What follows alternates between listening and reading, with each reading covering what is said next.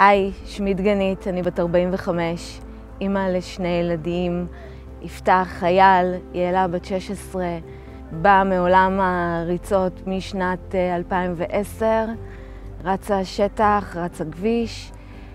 חוויית הסובב הראשונה שלי התחילה בשנת 2013, מ-33, 61, והחוויה המאתגרת ביותר זה אולטרה 100.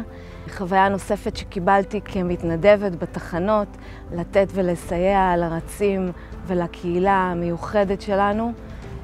הנעל שאני ממליצה עליה זו הצ'אלנג'ר 7. נעל משולבת, מתאימה לכביש, מתאימה לשטח, נותנת וצולחת כל מכשול, סוליה אהבה ב2 מילימטר יותר. היא נעל קלה, עם שיכוך גבוה, עשויה מחומרים ממוחזרים. זו הנעל המנצחת שלי, שלכם, והיא טבעונית כמוני.